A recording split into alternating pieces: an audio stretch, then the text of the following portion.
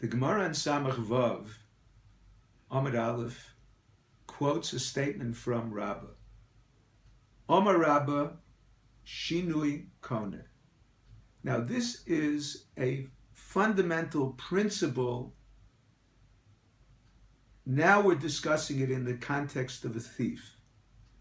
That if the stolen item, the stolen object, underwent some kind of a transformation, Rabbah says the thief acquires the object.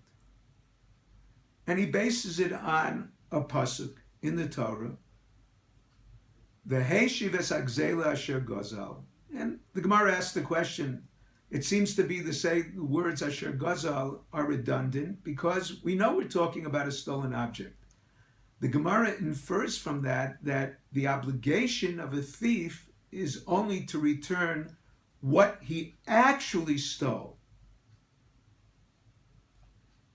Rabbah does not decide whether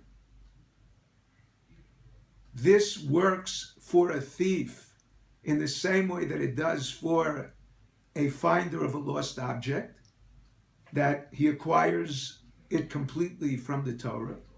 The Torah gives him the right of acquisition, or is the ability to acquire through the change a incentive, a rabbinic incentive to encourage him to return what he stole. Now, with this, we're going to go back to Samachay Amud Beis to develop this idea. What do we define as a change that a thief would acquire? On Samachay Amud Beis, we have a machloikis between Rabbi Ilah and Rabbi Chanina concerning a natural change. An animal that was a baby became an adult in the possession of the thief. Rabbi Eloi holds that if he sold or slaughtered the animal after it became an adult in his possession, he does not have to pay the fine. Rabbi Chanina disagrees.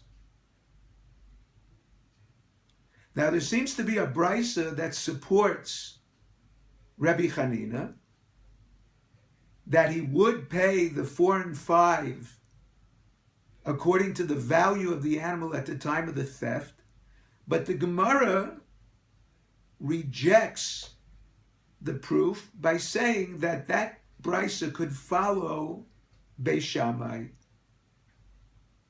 Beis Shammai holds that if a harlot is paid for her services by way of grapes or olives or wheat, and then these items are transformed into flour, wine, or olive oil, that shinui that it underwent doesn't allow it to be used in the temple, whereas Beis Hillel holds it does.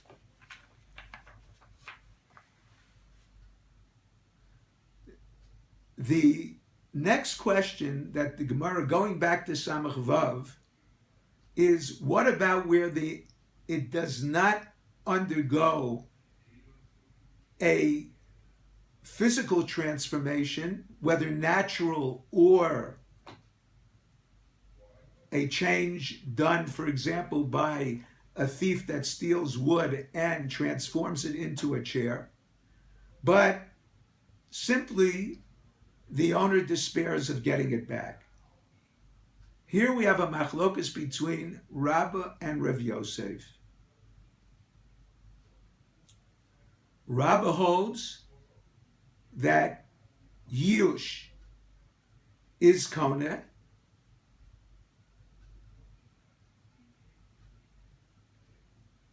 However, as I explained before, he's in doubt whether the Yush would work midoraisa, like by a lost object, or despairing in the case of a thief, since it came into his possession, the Isur would only be a rabbinic incentive for him to return it.